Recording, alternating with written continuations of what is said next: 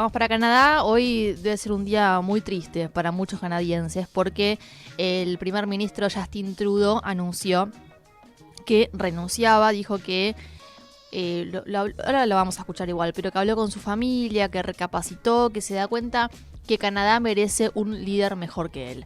Bueno, ¿qué es lo que pasó? Qué fuerte para un político decir eso, ¿no? Sí, bueno, imagínate cómo estarán las encuestas, marcando un desgaste muy, pero muy fuerte. Todo, a ver, en 2015, Igual uno no se cuando imagina llega, a los canadienses pateando las vallas, tirando piedras, no, ni nada de hablar, eso, ¿no? no. Me imagino que aparte hace frío ahí, imagínate. Y ahora hay una ola polar muy fuerte, pero Claro. recordemos un poquito cómo llega Trudeau, fue que en su momento fue una de las figuras más importantes, más relevantes, te diría, de lo que es el liberalismo progresista del mundo, el globalismo. Claro. Joven, de ojos claros, muy hegemónico, carismático. Bueno, ese tiempo ya quedó en el pasado. Todo arranca con la renuncia de Chrystia Freeland. Esto fue hace algunos días. Era su viceprimer ministra, ¿no? Era como su mano derecha, básicamente. Era el gobierno de Freeland más que de Trudeau. Ella lo que hace es, bueno, renunciar y publicar una carta que ponía en duda la capacidad de liderazgo de Trudeau. Y ahí es que empieza el declive total. Ya venían mal las encuestas, venía muy mal la imagen de Trudeau, pero ya esto me parece que fue el golpe de suerte. Y esta carta aparece días después de que, bueno, ganara Donald Trump y que además aparezcan también declaraciones muy fuertes del futuro presidente de Estados Unidos, diciendo que Trudeau no tenía como lo que tiene que tener un gobernante, ¿no? Para estar frente al gobierno de Canadá, y que, bueno, también invitaba a Canadá a ser parte de Estados Unidos, el estado número 51. Y lo sigue diciendo Donald Trump, después inclusive de la renuncia de Trudeau. Bueno, Uno espera que de toda esta crisis salga un nacionalismo canadiense que le responda a Trump. ¿Hay algún personaje de ese estilo? hay, no sé si nacionalista, está Pierre Elliott Trudeau, este es quería decir eso, el papá de Trudeau, Pierre Elliott Trudeau, Sí. también había sido primer ministro, con lo cual viene de una familia, ¿no? Todo muy elitista, muy casta. Pero el otro Pierre Muy casta. Poilievre, que es el líder de los conservadores, es quien hoy está liderando todas las encuestas, Bien. con un carácter prácticamente opuesto a Trudeau. Y lo que viene marcando hace rato Poilievre es que las cosas no están bien en Canadá. Y sobre todo, a ver, ¿cuáles son los grandes problemas y qué es lo que no pudo controlar Trudeau? Primero, el alto costo de los bienes, el costo de vida es muy alto en Canadá, cuesta cada vez más poder, ser parte de la clase media. Aumentan las tasas de interés, también hay escasez de la vivienda, es decir, el acceso a la vivienda es prácticamente imposible. Se necesita cerca de $1 millón para poder acceder a una vivienda en Canadá, de entrada. Y después, bueno, también hay problemas, una percepción muy negativa en torno a la cuestión migratoria. Más allá de que Canadá es un país que por la extensión que tiene no está habitado. También, bueno, estamos hablando de un país de zonas prácticamente inhabitables, pero no son muchos los que viven en Canadá, son 40, creo que son 40 millones de canadienses, ahora chequeo bien el dato, pero no son muchos y claro, dependen hace muchos años que dependen de la llegada de los migrantes para poder fortalecer la economía. Aparte, las tasas de natalidad son bastante bajas. Sí, 40 millones. 40 millones en un país muy grande. Se hace la comparación con Estados Unidos de cerca de 300 millones. Bueno, ahí te das cuenta que es un país que claramente requiere de que lleguen los migrantes. Llegan los migrantes y ahora los canadienses dicen no, basta de migrantes, son demasiados. Y la verdad es que también han llegado muchos de India, por ejemplo, y empieza toda una crisis cultural de los canadienses. Y aparte ahí también Parecido a lo que pasa en Europa. muy parecido a lo que pasa, tal cual, porque también en Europa requieren de la mano de obra migrante, pero al mismo tiempo con eso desencadena, cuestiones identitarias. Hay muchas mezquitas en Europa, aparece toda esta Bueno, cuestión, ¿no? aparece, claro. Islamofóbica. Y también, te decía, Trump puso el dedo en la llaga al decir, no, bueno, si no resuelven la cuestión migratoria, como si pasaran demasiados migrantes de Canadá a Estados Unidos. En realidad los migrantes que pasan de Canadá a Estados Unidos son los propios migrantes que llegan a Canadá, por ejemplo, de la India. Y cuando están en Canadá, después de Canadá van a Estados Unidos, pero no es que son canadienses los que van de Canadá a Estados Unidos. Pero bueno, en comparación a la frontera sur de Estados Unidos, es la nada misma. Y además también dice que, bueno, también hay ingreso de fentanilo. Otra cosa que no se sostiene en la realidad es el 0,1% del fentanilo que ingresa a Estados Unidos ingresa por la frontera canadiense. Pero en realidad detrás de todo eso, en realidad lo que son excusas. La idea de Trump es reducir el déficit en la balanza comercial entre Canadá y Estados Unidos. Y por eso también habla del tema de los aranceles. Pero Trump dice, bueno, el problema es la migración y las drogas, cuando en realidad de fondo es lo que molesta es ese déficit en la balanza, que va a ser muy difícil de revertir. Concretamente vos tenés un Estados Unidos, Canadá y México que habían construido el NAFTA, que después cambió de nombre. El TIMEC se llama ahora. TIMEC, ¿no? Sí. Pero que es una alianza de libre comercio que ahora hay que ver cómo... Porque Trump está discutiendo aranceles con un porcentaje que incluso rompe con la normativa de la Organización Mundial del Comercio.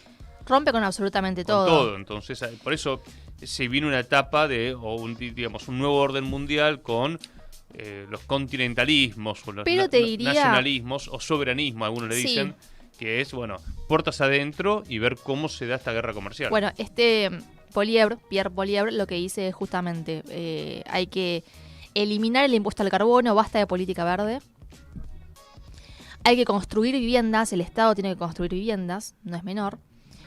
Arreglar el presupuesto y detener la migración y el crimen, ¿no? Obviamente lo que la gente quiere escuchar, y por eso también está 20 puntos arriba de cualquiera. Ahora hay que ver después cuáles son los nombres que surgen del Partido Liberal para reemplazar a Trudeau, pero la tienen muy difícil, sea quien sea. Es difícil ya hacerle sombra a este Poilievre, que se está posicionando para las elecciones que van a ser en octubre en Canadá, pero que se pueden adelantar por esta inestabilidad que estamos viendo. Bien. Vamos a escuchar lo que decía Trudeau, como anunciaba que se retiraba del liderazgo del Partido Liberal canadiense. A lo largo de mi carrera, cualquier éxito que haya logrado personalmente ha sido gracias al apoyo y al ánimo de ellos. Por eso, anoche, durante la cena, les comuniqué a mis hijos la decisión que hoy comparto con ustedes. He decidido renunciar como líder del partido y como primer ministro. Una vez que el partido seleccione a su próximo líder, mediante un proceso competitivo, sólido ya a nivel nacional. Anoche pedí al presidente del Partido Liberal que iniciara este proceso. Este país merece una verdadera opción en las próximas elecciones, y me ha quedado claro que, si tengo que enfrentar batallas internas, no puedo ser la mejor alternativa en esa elección. Bueno, veremos qué pasa entonces en una Canadá que quedó completamente desequilibrada después del triunfo de Donald Trump. Y ahora de Canadá nos vamos... Te veo un poco enternecida ahí con Justin Trudeau, ¿no? Y te da un poquito de lástima. Medio pollito mojado daba la imagen, ¿no? Trudeau que no supo cómo lidiar con la llegada de Trump a Estados Unidos. Y tampoco es que cambió mucho el discurso, ¿no? Aparte, ni asumió de hecho, Trump. Ni siquiera asumió porque ya está prácticamente gobernando. Claro. Hay un Biden completamente, digamos, sí. que brilla por su ausencia. Y te quería cerrar con esto, el tema Canadá, y ya nos vamos para Europa.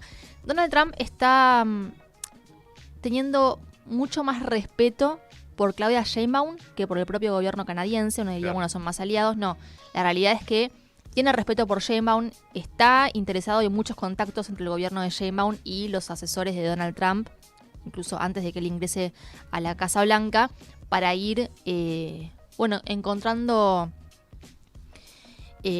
consensos, sobre todo alrededor del TIMEC. Le interesa más a Donald Trump negociar con Sheinbaum que meterse. Todo lo que es en torno a Canadá son el Estado 51, digamos, no hay mucho interés. Así que vamos a ver qué pasa con eso. Sigamos ahora por el lado europeo, vamos a ir para Eslovaquia y vamos a escuchar directamente a Robert Fico, el primer ministro de Eslovaquia, que ya había anunciado que no le cayó para nada bien el corte del suministro de gas ruso que pasaba por Ucrania. Esto fue decisión de Volodymyr Zelensky y generó, tensión en esa relación.